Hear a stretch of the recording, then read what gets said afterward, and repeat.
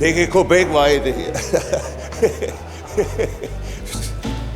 Så har jeg ikke sagt for mig. Jamen, det lyder meget godt at sige. Jeg tror på, at der kommer mindst 50. 70. Damer og herrer og alt indimellem. I kender ham. Og hvis I ikke gør, så kan I ham om lidt give en rigtig stor hånd for Johannes Sejer Nielsen.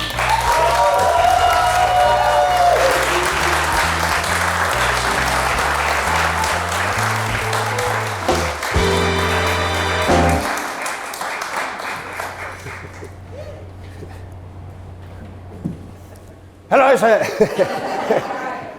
Det var hyggeligt, at I lige kiggede forbi i dag. Ja. Jeg kan fortælle, da jeg startede med stand-up, det var fordi, dengang jeg havde set over i Amerika, da de lærte en gorilla at læse. Så var det, jeg tænkte, så må jeg også kunne lære det. Og min dyrlæge har samtidig sagt til mig, Johannes, du er ikke godt af at ligge så meget nede. Så var det meget nærliggende at prøve det der stand-up. Ja. Nej, men måske skulle vi lige starte med et lille digt. Og det her er vildskab. Spænd sikkerhedsbælterne. Vildskab. Når de ser ham, vandrende langs husmurene, så tror de, at han er tam og dresseret, tandløs og kastreret. Tam og dresseret, tandløs og kastreret. Men de tager fejl. Han er stadig vild. Vild. Han er stadig helt fuldstændig vild. Han er vild med W. Vildt. Måske en dag, så bier han. Jeg lover, jeg bier ikke. Jeg lover det. Ja. Hallo.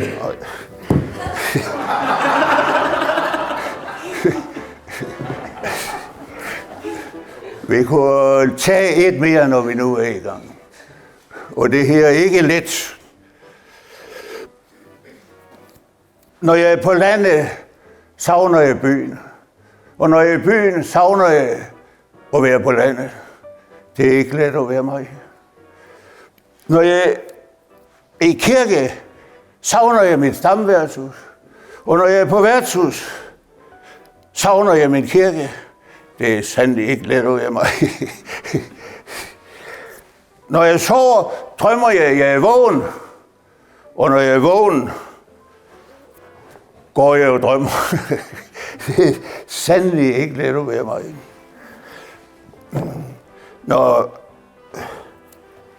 Når jeg er helt alene, savner jeg dig. Kommer du på besøg, var det måske ikke så længe, så ser jeg gerne, du går din vej. Det er sandelig ikke let at være hverken dig eller mig.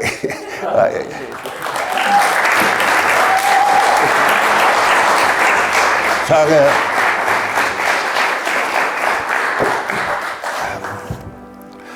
Ja, jeg er blevet en gammel dreng. Jeg har sat tempoet lidt ned, det kan jeg sige.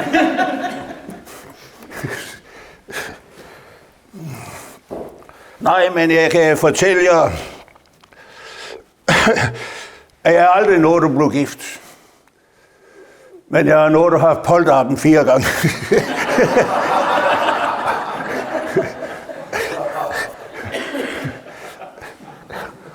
Det var en joke.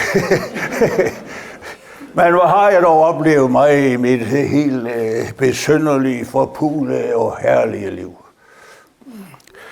Jeg har udgivet 2 bøger blandt andet, og så er jeg ved stand-up-komiker, storyteller, gøjler, og nu er jeg blevet frilansfilosof.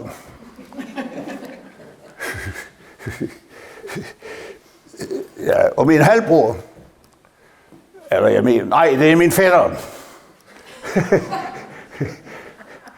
Han er blevet amatør-gynekolog. Ja, han er ligesom blevet hele familiens handyman. Det kører bare for ham.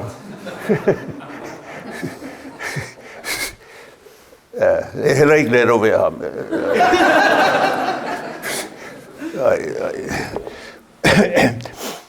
Men jeg synes, verden den er barsk. Det må jeg sige. Den er blevet barsk. Og der var en aften, der ringede en kammerat, han ringede og sagde, at jeg er helt nede i kælderen, helt nede. Og jeg skyndte mig over til ham. Og så, da jeg kom over, jeg vidste ikke, har vi begået selvmord? Hold op, jeg vidste ikke, hvad skulle jeg stille op med det? Så har jeg nogle lottopunkter liggende til om lørdagen, og så sagde jeg, kan jeg så få dem?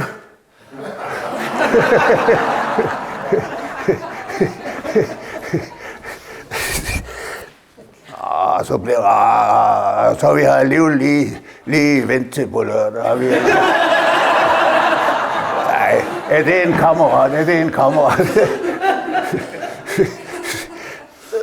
Ja, det er ikke let at være ham, eller? Nej, men jeg tror sgu da lige, jeg vil se.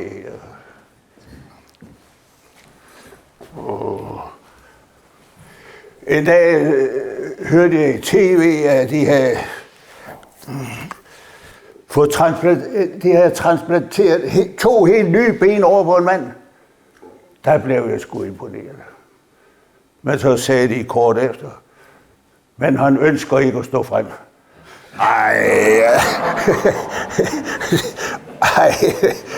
De kunne sgu da lave lidt research på sådan noget, inden de bruger statens penge på sådan noget. Hold da kæft. En gang der satte jeg mig på en bænk inde i Købmagergade. Pludselig kommer der en ældre dame og giver mig 10 kroner. Jeg blev helt rørt, og jeg sagde til hende, ved du hvad, det skal du da ikke.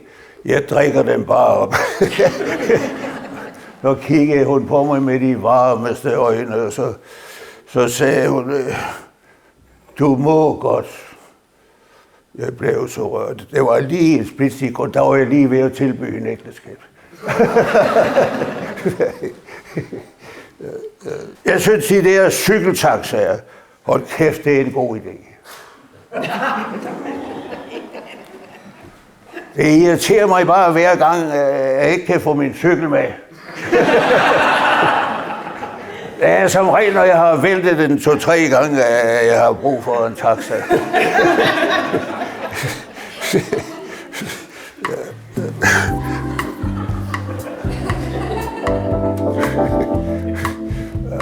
Min nabo, han er en konsekvent mand. Forleden der sætter et stykke i avisen, har søgt sig en ny kone og holdt det op. Han fik 22 svar. Det var alle sammen fra mænd. De ringede og sagde, at han kunne få deres.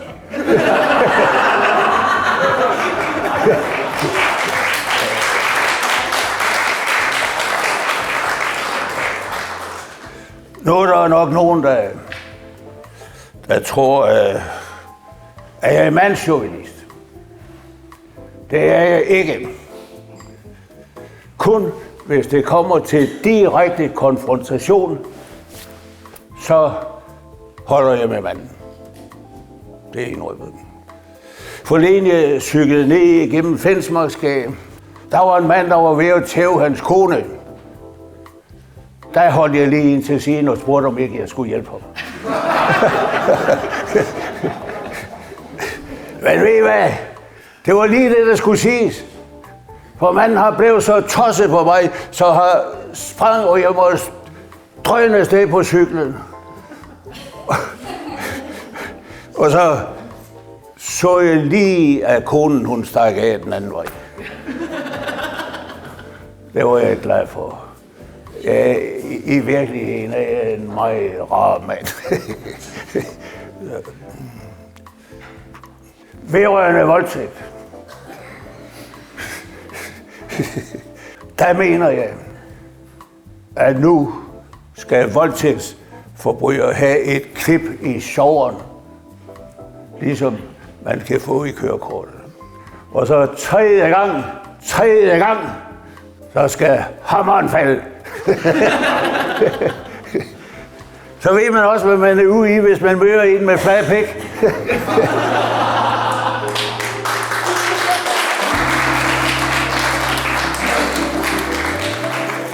Så vil jeg lige fortælle jer, at jeg er stolt af.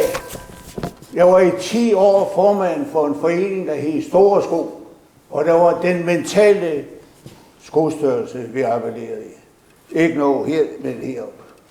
Der var en, der fik vandt Store Skoprisen et år, hun brugte kun nummer 36 i skostørrelse. Så det er ikke noget med det at gøre. Og jeg er stolt af den. I 10 år var jeg formand, og vi opnåede at give over 50.000 til velgørende formål. Og hver år udvalgte vi en, der fik Store Skoprisen og Små Skoprisen. Og så havde vi 6 grundtanker, og jeg er stolt af dem alle 6, og jeg vil bare nævne den sidste. Vi vil forsøge at bidrage til en bedre verden, og vi vil forsøge at have det sket imens.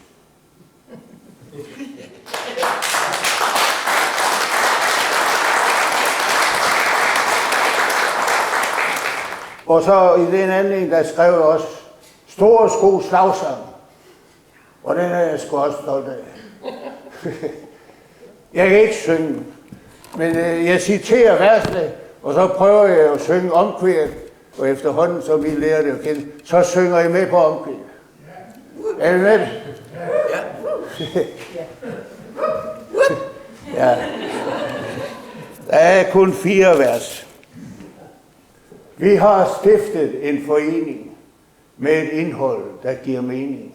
For vi ønsker et Danmark i Store Sko, og det er her, vi lever, og her vi vil bo. Det er her, vi vil bo. Og så prøver jeg at synge omkvæd.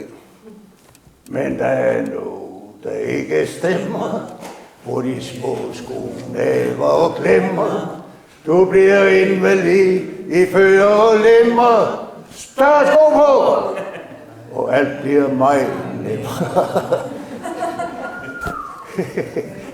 Pengene styrer verden på en fejlslagen kurs, med konflikter og krige og grov forurening.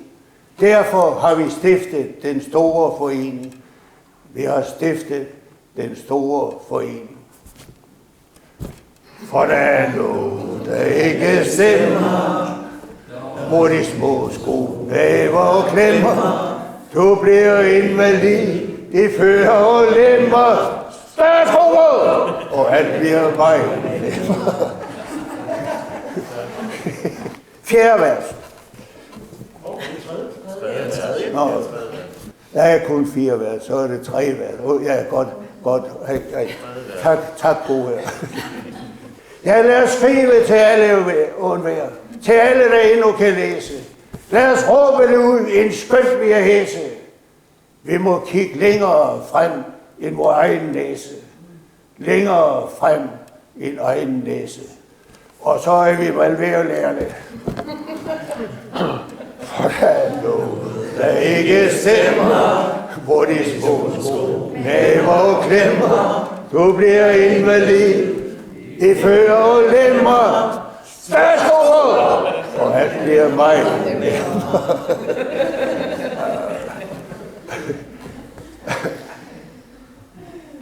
Ja. Og jeg kan blive helt rørt over, det er mig, der har skrevet sidste vers. Det er jeg stolt af.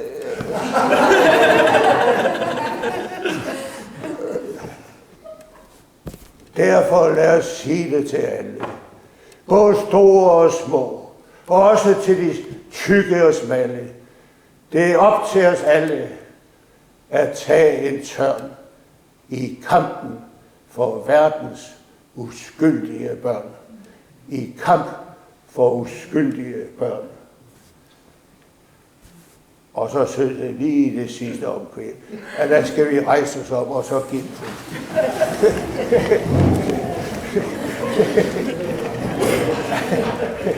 Er I klar? Ja! Hvordan noget, der ikke stemmer, hvor de små sko bærer og klemmer, du bliver invalid i før og lemmer. Større og alt bliver mig.